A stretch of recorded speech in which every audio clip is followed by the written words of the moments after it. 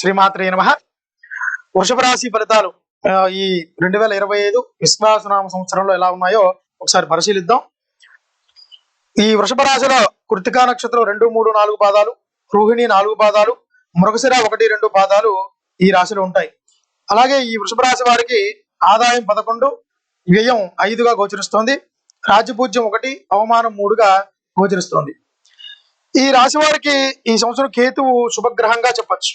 అలాగే గురుడు మే 8 వరకు జన్మంలో, శని ఈ సంవత్సరం అంతా కూడా వీరికి శుభ ఫలితాలను ఇస్తున్నాడు.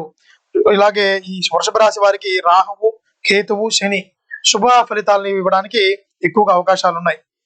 ఈ రాశి స్త్రీ పురుషాదులకు ధనము, సంపత్తు, కుటుంబానికి కారకుడైనటువంటి గురుడు మంచి బలము కలిగి ఉండడం చేత రాహు కేతువులు 4, 10 స్థానాలలో ఉండడం చేత శుభాలు అవ్వడం చేత జీవితంలో ఎంచదిగిన కాలంగా ఉంటుందని చెప్పచ్చు.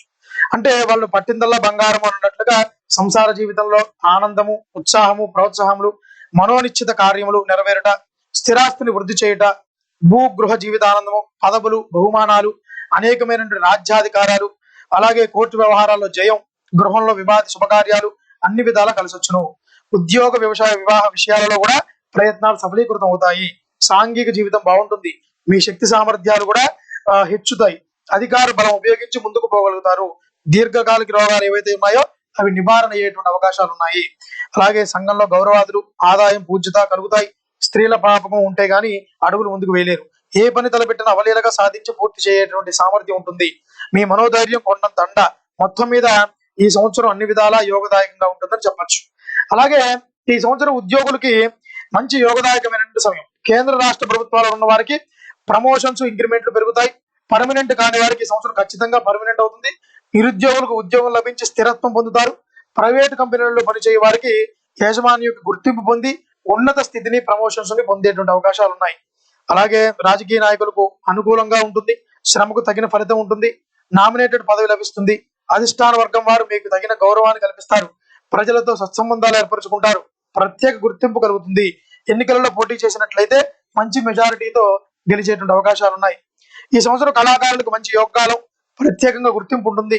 ప్రభుత్వ సంబంధ అవార్డులు, రివార్డులు లభిస్తాయి. టీవీ, సినిమాల యందు కూడా నూతన అవకాశాలు లభించి పరిశ్రమలో నిలదొక్కుంటారు. అలాగే ఈ సంవత్సరం అన్ని రకాల వ్యాపారస్తులు కూడా యోగదాయకమైనటువంటి కాలం అని చెప్పవచ్చు. హోల్సేల్ మరియు రిటైల్ వ్యాపారులకు కూడా లాభిస్తుంది. నూతన వ్యాపారాలు, అలాగే జాయింట్ వ్యాపారస్తులకు కూడా అనుకూల సమయం అని చెప్పొచ్చు.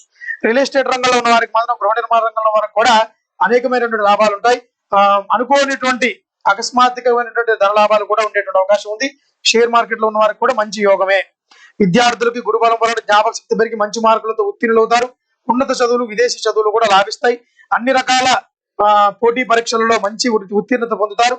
అలాగే క్రీడాకారులు కూడా క్రీడల్లో విజయం సాధించి పతాకాలు, బహుమానాలు పొందేటువంటి అవకాశాలు కూడా ఉన్నాయి. వ్యవసాయదారులకు ఈ సంవత్సరం చాలా లాభదాయకంగా ఉంటుంది. పంట దిగుబడి ఎక్కువగా వస్తుంది. ఆర్థిక స్థిరత్వం పొందుతారు. కౌలుదారులకి అందరికీ కూడా మంచి లాభాలు, గతంలో చేసినటువంటి రుణాలన్నీ కూడా తీరిపోయి ప్రభుత్వ సహాయం కూడా లభిస్తుంది. అలాగే ఈ సంవత్సరం మొత్తం మీద కూడా వృషభ రాశి వారికి కూడా గురుడి సంచారం వలన లాభదాయకంగా ఉందని చెప్పవచ్చు. అలాగే ఈ సంవత్సరం మీ మీద ఈర్ష, ద్వేషం, అసూయ ఉండేటువంటి అవకాశాలు ఎక్కువగా ఉంటాయి. కాబట్టి మంగళ, శనివార నియమాలు పాటించి మంగళవారం రోజున శివాలయంలో అభిషేకం చేయించి కుదిరితే ఈ సంవత్సర కాలంలో శ్రీశైల క్షేత్ర దర్శనం చేస్తే